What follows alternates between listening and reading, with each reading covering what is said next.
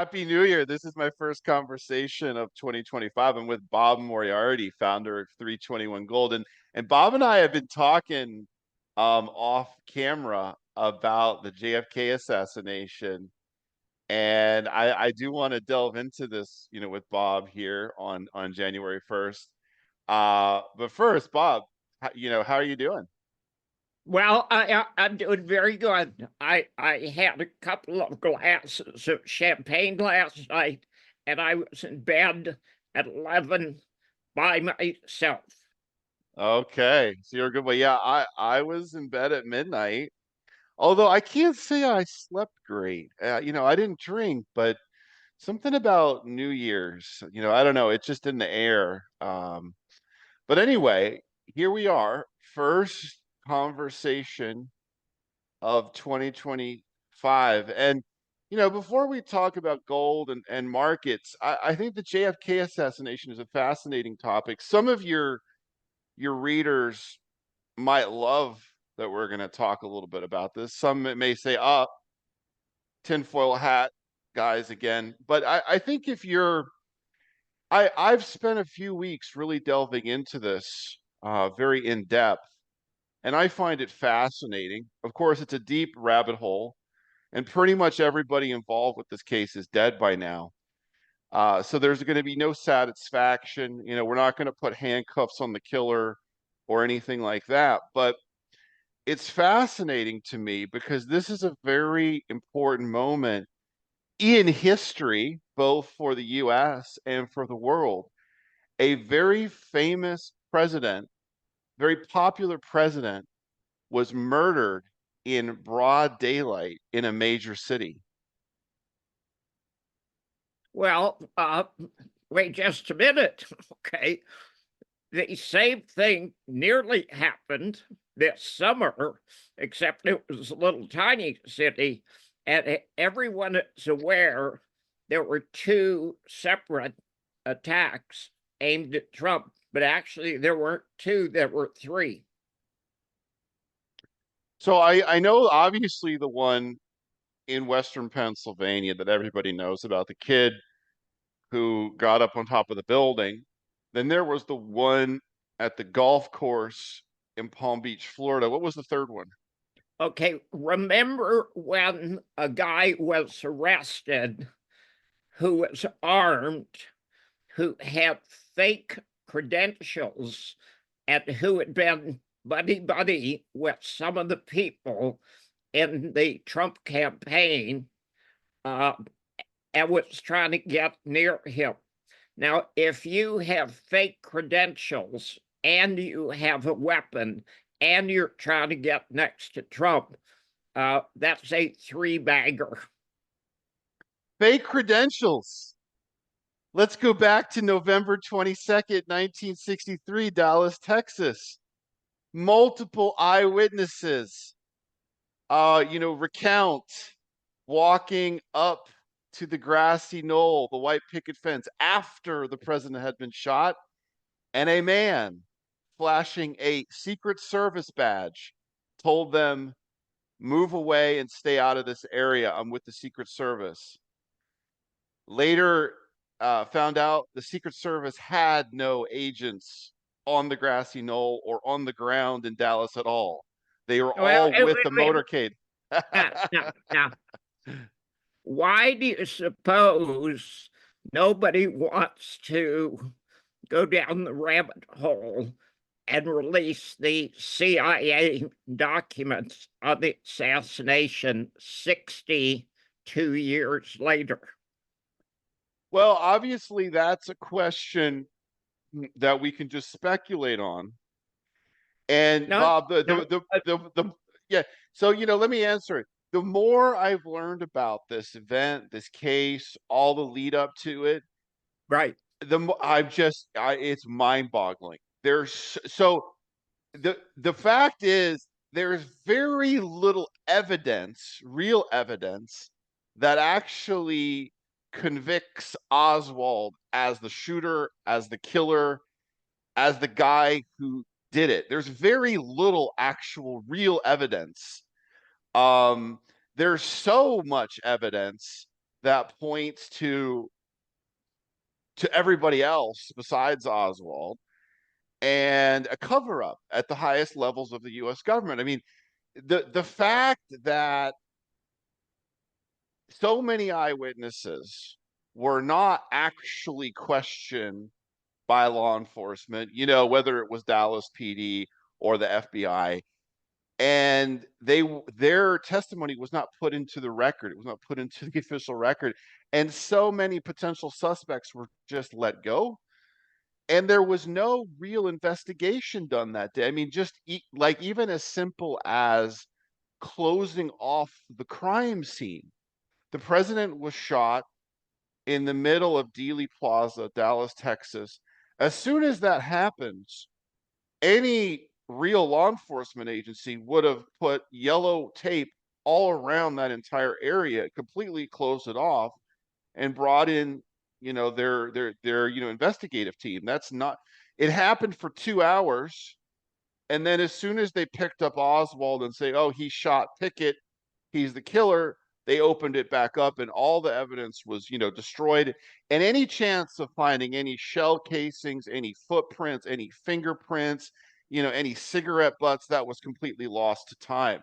It was the most incompetent, but obviously it was done intentionally. They didn't want to find anybody else.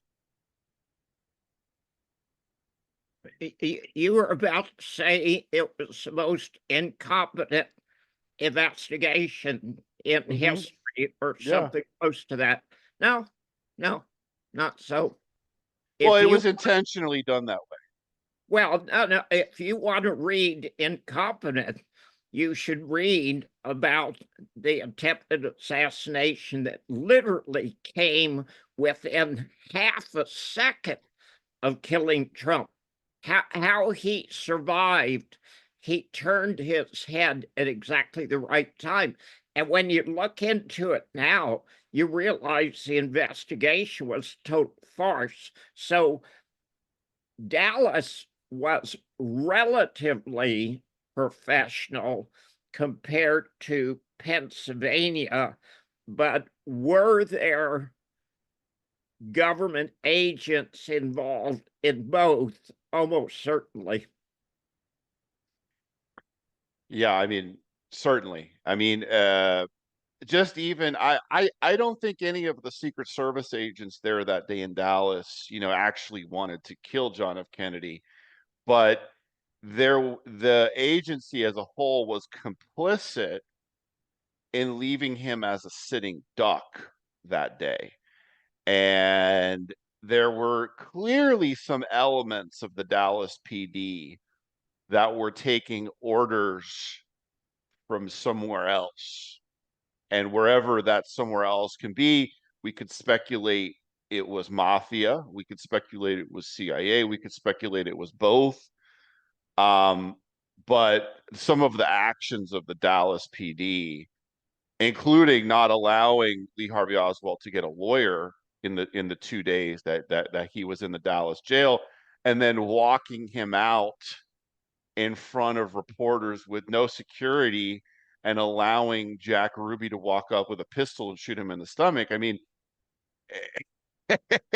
you've got 50 police officers in a basement of a police station, and you allow a murder to go down in Right, broad daylight on camera? right. Well, let me give you two things you may not be aware of. Now, J.D. Tippit, okay, you recognize that name? Yeah, he was the cop who was supposedly killed by Oswald. Yeah, exactly. And I believe he was killed by Oswald. Well, maybe not. J.D. Tippit was a dead ringer for JFK. Oh, okay. And I'll give you one even better. There's a very famous photo of Kennedy's limo has just turned the corner at Dealey Plaza. The school book depository is right there. He turns the corner, and who was in the vehicle right behind him? The vehicle right behind him, that was a Secret Service vehicle. No, well, yeah, but there was a very famous politician there, Oh, the vice president. vice president. Thank you very much. Okay, so Kennedy's car turns the corner and starts down, and a few seconds later is shot. LBJ's car turned the corner and follows Kennedy, and LBJ ducked down to the floor.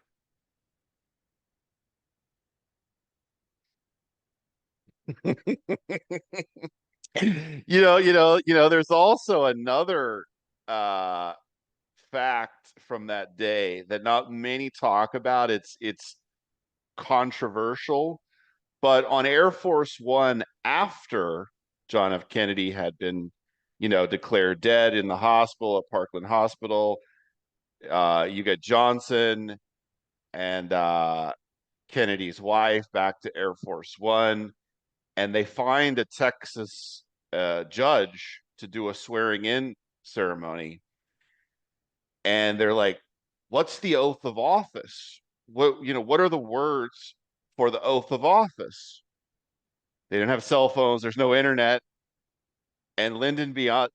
Johnson pulls out of his right pocket, here you go, Judge, and hands her a piece of paper with the oath of office. He was ready for that to happen that day. Now, some say that never happened, but there were two witnesses on Air Force One who said that absolutely happened, and everybody was surprised that he had it in his pocket. Yeah, I don't know if LBJ was in on it. There's not strong evidence that he was. In fact, there's evidence later that he thought the magic bullet theory was a complete joke, and that he's on record in the Oval Office on phone calls saying there's no way one bullet made all those wounds. And the guy on the other end, Warren, is like, well, we're just going to go with it. Yeah. Well, there's a book. I can't tell you what the title is, but there was a book about LBJ. And when you read up on LBJ and his history in Texas politics, you realize that LBJ was the dirtiest president we ever had in the United States. And Dirtier than Nixon. well, yeah, Nixon didn't whack anybody. But Nixon's pretty dirty guy. He took bribes from the mob and all kinds of stuff.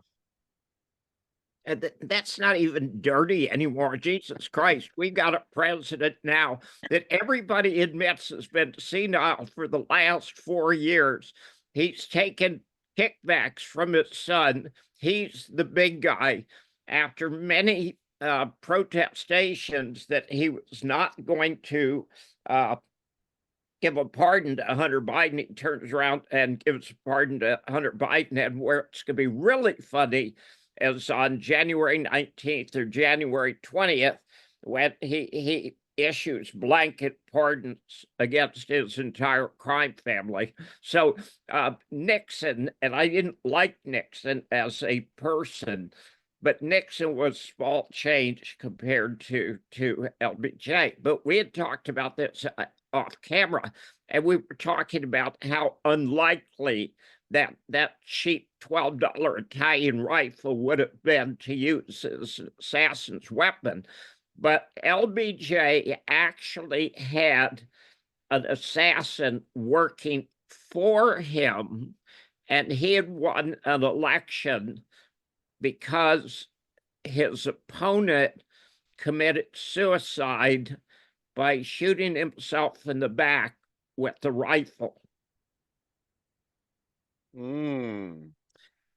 LBJ had a sister who was a drunk and shot her mouth off a lot, and she got killed. So LBJ had an assassin working for him. We know what the guy's name is, and his thumbprint was found on the Italian rifle when Lee Harvey Oswald was photographed in the doorway of the Texas School Book Depository. And the one person, okay, I'll ask you a fair question. Where were you when it happened? When you learned it happened, where were you? I wasn't alive, Bob. Oh, damn. I was 16 years old. I was in high school at Fort Worth. But the interesting thing is, everyone who was over the age of 6 or 7 at the time, and this would be everyone in the world, remembers where he was, except one person. Except one person. Who is that person? George Bush. Oh, George Bush Sr., the CIA father. Yes. Yes. I don't remember where I was. What? Yeah, I mean, Bob, we could go on for a few hours about this. It's fascinating. And Texas, there was some dirty, dirty politics going on in Texas in the 50s, 60s, 70s. No question about it. No question about it. And in my mind, they had a chance to kill Kennedy in Chicago earlier in the month in November 1963. The Secret Service got wind of it.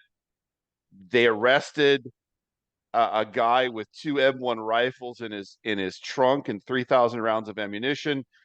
So they called off that motorcade. Kennedy never did it, in Chicago. Then they had a chance to get him in Tampa. The Secret Service was on super high alert in Tampa. They put Tampa PD on all the overpasses, on all the high points with shotguns. Whoever was orchestrating the assassination called it off in Tampa again. Kennedy lived through that. Kennedy then spoke in Miami 4 days prior to Dallas. And it was clear from the words that Kennedy said in his speech in Miami that he was looking to make a peace maybe with Castro in Cuba, although there's conflicting accounts that he was also maybe about to do a coup in Cuba. Some say no, he was about to make a peace agreement with Castro. But anyway, the CIA didn't like Kennedy. Since the Bay of Pigs, the CIA wanted him out. And whether LBJ was in on it or knew it was going to happen, it was clear that the military preferred him to Kennedy, because what happened as soon as Kennedy was dead and LBJ became president, what happened? Well, instead of backtracking in Vietnam and de-escalating, he escalated it in Vietnam. And he never made a peace with Castro, quite the opposite. So the CIA, the military got what they wanted. They got a war in Vietnam. Do you remember what Kennedy said about the CIA after the Bay of Pigs? I don't remember exactly what he said, but he decided he couldn't trust them. He said he was going to break the CIA into 1,000 pieces. Well, there you go. As soon as he said that, he had a death warrant on his head. Yes, yes. And I highly advise you, see if you can find the LBJ book, because it puts together all of the players. The Daley was the mayor of Dallas, and there was some connection between him and LBJ and his brother, and they were all dirty. But if you don't believe what we're talking about, it's well worth your time to look into the attempted assassination in Pennsylvania. because it was an absolute joke. I mean, it was amateur hour in every possible way. And the connections between assassin number one and assassin number two and government agencies are absolutely remarkable. The kid that was killed in Pennsylvania had secret accounts in 3 foreign countries, and he had half a dozen cell phones in his car. Just weird, weird, weird stuff. And the real proof, I was an intelligence officer, and I went to Army Intelligence School, and you can tell as much from what people don't do as what they do. And for the CIA to be fighting the papers to be released 62 years after it took place means there's something they're covering up. Yeah, there's very similar parallels in some ways. Like, for example, in Dallas, there were 2 Dallas PD on top of the overpass that Kennedy was about to drive right under. There were 2 Dallas cops with shotguns on top of the overpass, but there was no Dallas cops by the white picket fence. So why would you cover the overpass, which obviously is a sensitive area where somebody could have taken a shot from, and not cover another area where a shooter could have hid, right behind the white picket fence? So, and also, why would the local PD in Pennsylvania not control that rooftop? It's a very similar type of situation where the Secret Service was clearly not well equipped to cover the entire scene, and they relied on local law enforcement. And then, for whatever reason, local law enforcement dropped the ball, or perhaps intentionally certain areas were left open so a shooter could get there. I mean, the white picket fence was one of the most obvious possible places that a shooter would take a shot. It was 50 yards from Kennedy's car at the point of impact. It was a perfect spot. It was an absolute perfect spot. So, anyway, the main reason why I brought this up, Bob, is not to go into the whole thing and all the details and all the conspiracy, but the fact that it's very clear there was no magic bullet. It's very clear that Oswald was either not the only shooter or not a shooter, period. Yet this was the truth that we were fed for 50, 60 years. Everybody, Lee Harvey Oswald killed John F. Kennedy. He was the only shooter. And then, anybody asks about, well, who is Jack Ruby, and why did he kill Oswald 2 days later? And how did the cops let him get in? And oh, just don't ask those questions. Jack Ruby was just a patriot. He was a good guy. No, he was a mob figure. But the fact that it was covered up and we were lied to for decades, the government at the highest levels lied to us. You have to say at that point, if a president can be murdered and the truth can be covered up, and instead a lie can be put in its place, is there anything that cannot be made up, covered up, lied about, right? And I think that's the real, revelation for me is we have to question everything. We have to question literally everything. Okay, do you know who Dave Cullum is? Yeah. Okay, Dave Cullum is a professor at Cornell University, and he's simply brilliant. Okay, it's that easy. And every year he produces a synopsis of his investment advice and his experience, and he talks about a lot of things. And he's one of the very few people who is really candid. Okay, now you don't have to agree with everything he says, but you're hearing a real opinion rather than the make-believe bullshit from the mainstream media. Tucker Carlson is exactly the same. Now, I don't agree with everything Dave says. I don't agree with everything Tucker Carlson says, but I'm not hearing made up narrative. If people will go to it's not peak prosperity today, the second portion of his yearly December synopsis is out, and he talks about the assassination in Pennsylvania. And when he puts it all together, you go, holy cow, that was absolutely amateur hour. How did he survive that? And how could the Secret Service, the police, the media be so incompetent? And it's just, we've got access to a lot more information now, a lot sooner. And Dave has done a wonderful, wonderful job of covering it literally today. Oh, very good. Yeah, when that, and it's interesting. There's these things that happen, like the Las Vegas shooting in 2017, the Trump near miss in Pennsylvania, that take the news by storm for a couple days right after they happen, and then nobody talks about it again.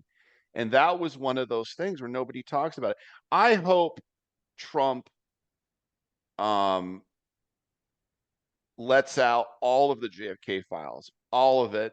I think everybody is dead by now, quite frankly. I don't think anybody who may have been involved in it who's now in Cuba is still alive.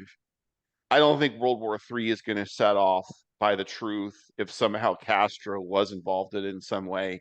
So just bring out the truth, and even if it it it it it implicates the CIA at the highest level, so be it. I think all those people are dead by now, and we can clean house.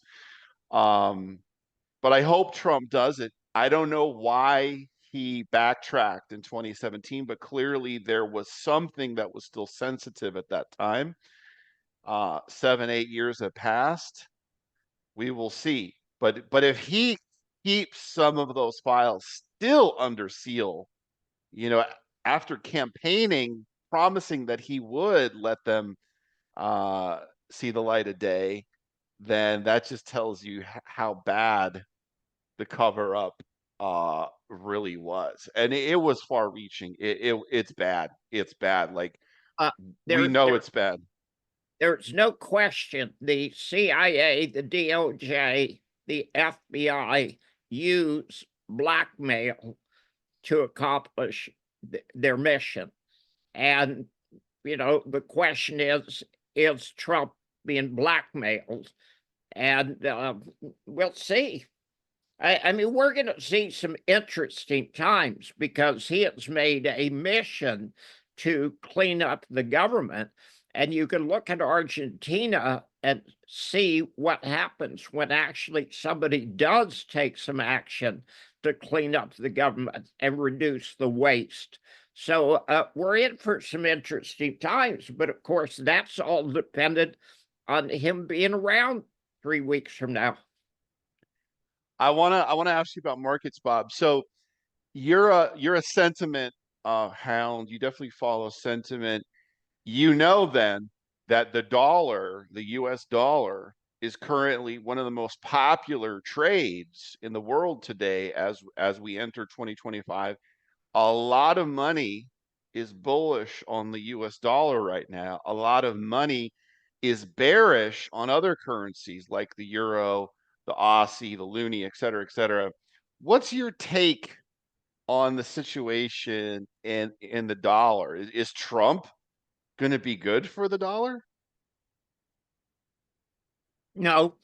Okay. I could read you some of the daily sentiment numbers, and I'm 2 days out, but the Canadian dollar 17, the Australian dollar 16, the New Zealand dollar 18. The dollar index was 89 on the 19th of December. Uh, the euro 16. The Japanese yen was 9 on the 19th. I believe that I said it. We posted that today, what you released from the other financial guys. I see a lot of bad things happening all at the same time. The bubble is about to burst. Tether is illegal in Europe as of today. And I think the whole cryptocurrency market is fraud. And when it goes, right now it's $3.3 trillion, and that 3.3 could fly off to crypto heaven in a day. Okay. That is such a staggering number. And of course, that's why the resource market has sucked so much, because the dollar, the stock market, NVIDIA, and cryptocurrencies are just sucking the money out of real investments. Yeah, you made an interesting point in your year-end commentary that I published on my Substack on the 31st, and you basically said, look, the stock market is a bubble, the real estate market is a bubble, the bond market is a bubble, and so is Bitcoin, so is Ethereum, so are all these altcoins, Fartcoin, and the fact that those markets have enjoyed such a bubble has hurt the junior mining sector. Now, I don't know if I agree. I don't know the answer if it has or hasn't, but I agree that when you have Fartcoin, which didn't even really exist a year ago, go to $1 billion market cap, it has no fundamental value whatsoever. It has no purpose to exist. And it's just a joke that people find funny, and they're willing to throw some of their fiat dollars at it. Well, that's a bubble. When all sense has been lost, there's no anchor to value. Well, that's a bubble, right? So if Bitcoin does drop, I don't know, 50% in 2025, if some of these fart coins crash 90%, is that really good for the junior mining sector, Bob? Yeah, of course, Why is that? because money's going into those markets now. And when that money stops going into those markets, it has to go somewhere.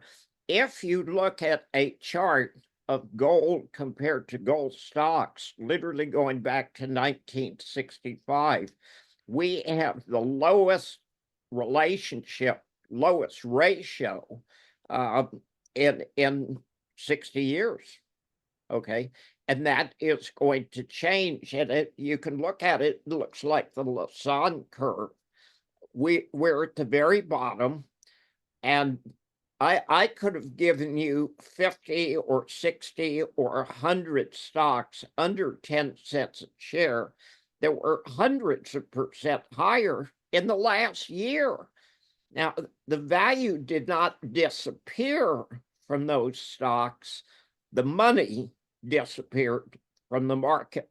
So you look at where it's gone to NVIDIA, it's gone to Bitcoin, and of the whole Michael Saylor thing, we're going to look back at this and say it was obvious that it was fraud, that it couldn't be anything but fraud, and it's going to blow up, and it could blow up literally this week.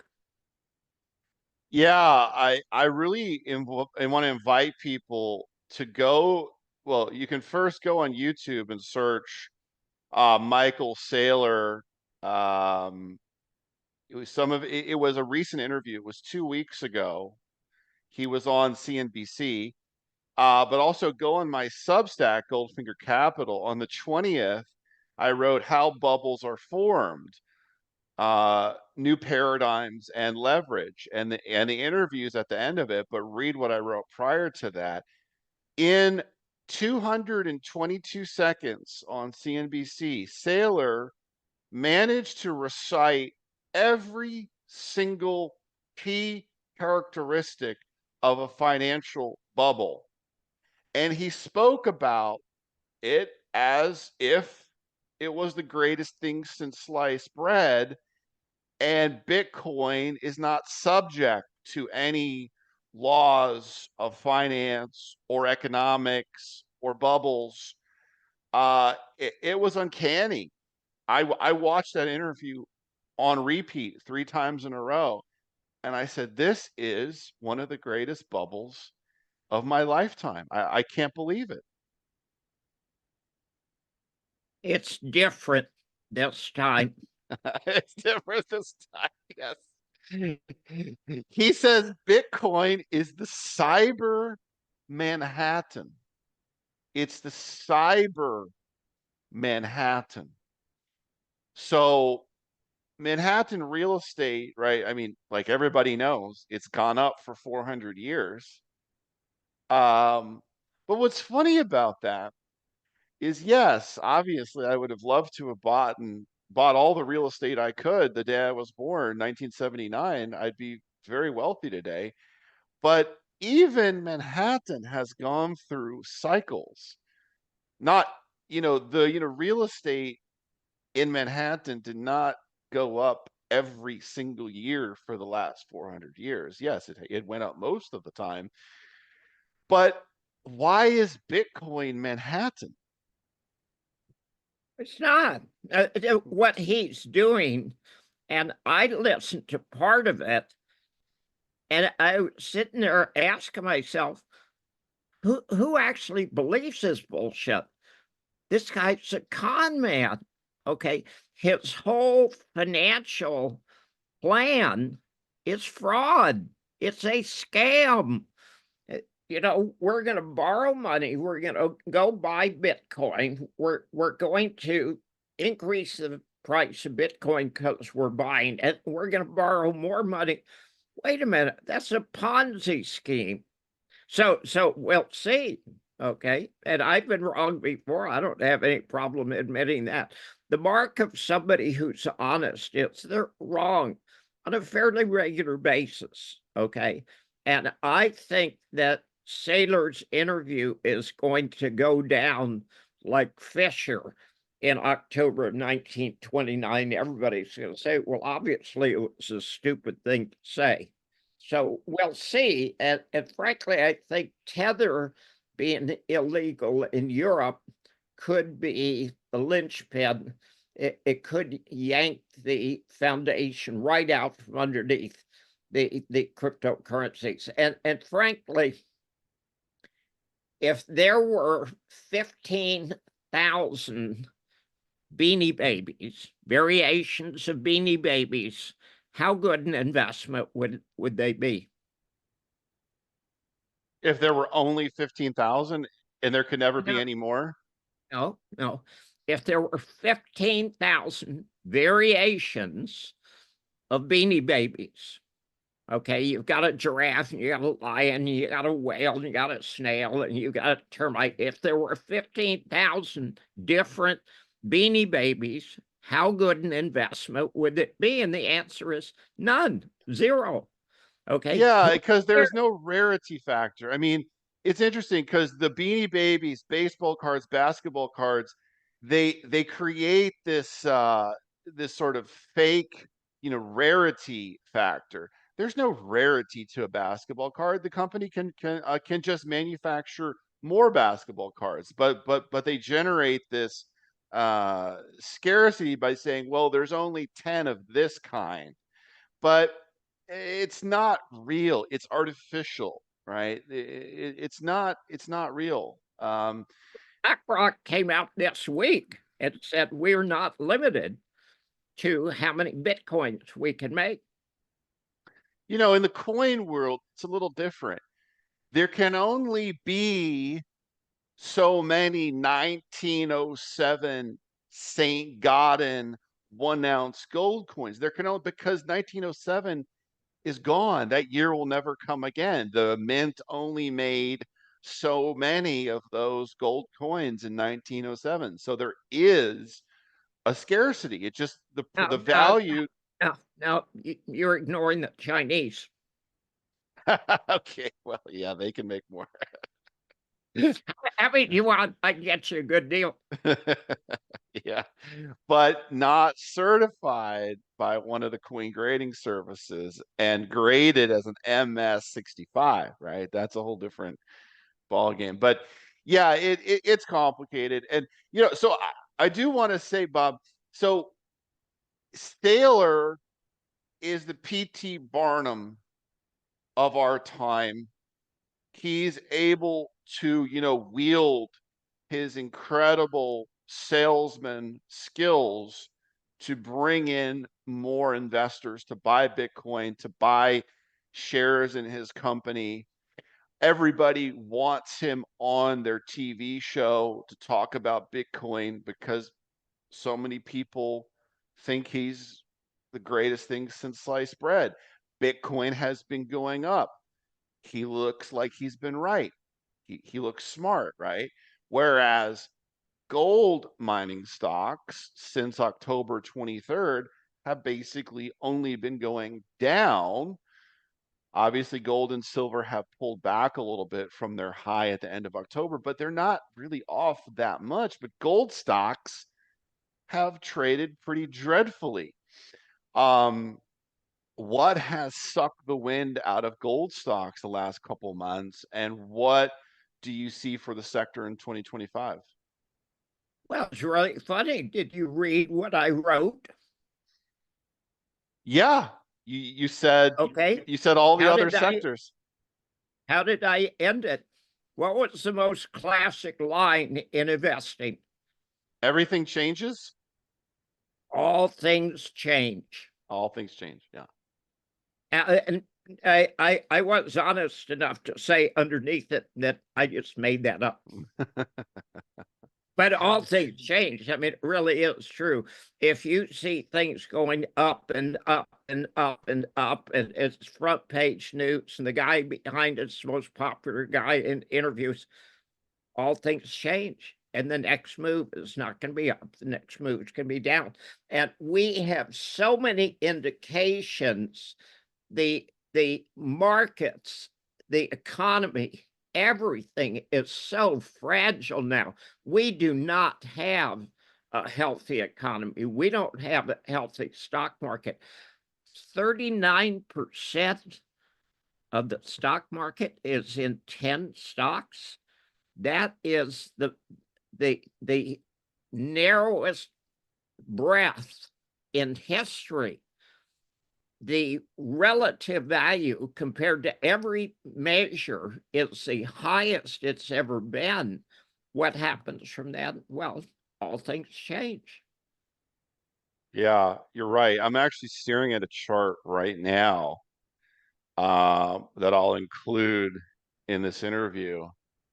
The weighting of the top 10 stocks, the largest 10 stocks in the S&P 500, the weighting of the top 10 has never been greater than it is today. So it's well beyond the dot-com bubble. It's well beyond the Nifty 50, January 1973.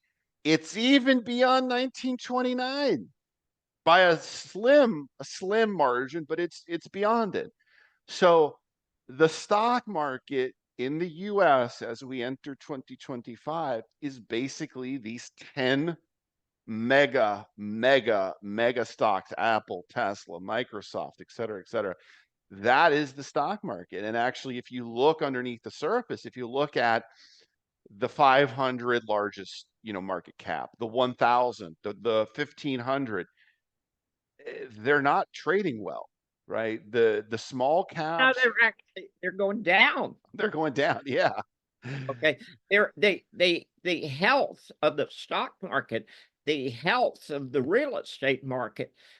I can't quote accurate numbers, but I was reading about a mansion, I think in Hawaii or in California, and it started off asking 39 million, and it sold for 9 million.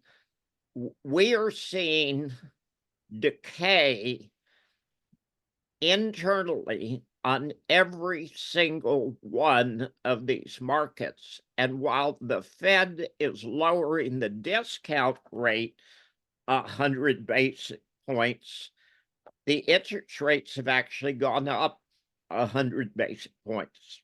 Okay. So what we're seeing is a snowstorm on a mountain, and all it's going to take is a single snowflake starting an avalanche, and the avalanche is going to crush everything except for what's already been crushed. There will always be money around, and the money's about to go into the resource market because that's the safest place to be, because it's the least out of whack. The other markets are all totally out of whack. And what Saylor is doing, if it's not fraud, then I don't know what it is. What he's committing is fraud, and he's doing it right in front of everybody, and everybody can look at the numbers and realize that it's fraud, and they don't want to because they see prices go up. Remember the Tuah girl? Tuah, yeah. Yeah. Okay. I mean, here's a bimbo who invents her own phrase for a blowjob, and she starts a Bitcoin. Okay, and it probably blows up.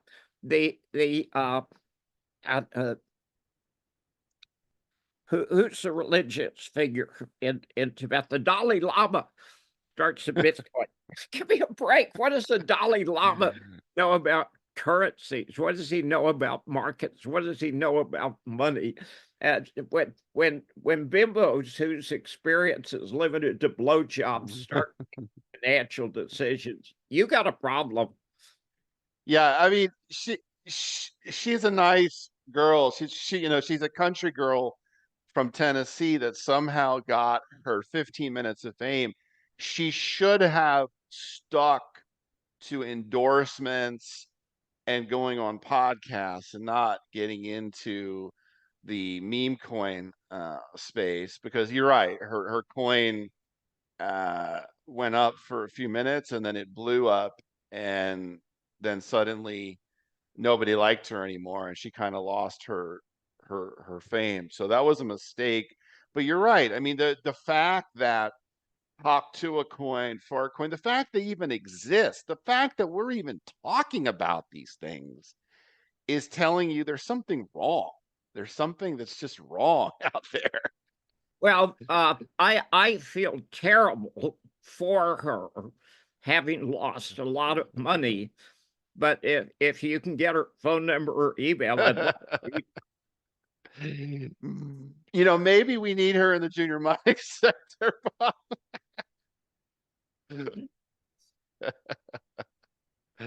Oh man. Okay. Final question. Give me your best idea going into 2025. It could be a stock, it could be anything. What's your best idea? What's something that you've been buying lately? well, I'm not going to say what I'm buying lately, but I will say what I think the best move would be, and that would be a gold stock ETF, and that could be any of them. It's a single decision for investment. You don't have to study charts. You don't have to do anything. All things do change. I'm going to claim that for posterity. Mhm. And what's going to change is all these markets that are in bubbles now are about to burst. Okay. Buy the GDX. Just keep it simple, GDX or stupid. GDXA. It's Okay. a simple decision and it's relatively safe compared to everything else out there. All right, Bob. Thank you so much for your time. I appreciate it. And Happy New Year. Thank you very much. I'm sane, I'm sober, and I made it through another year. Thank you. That's great.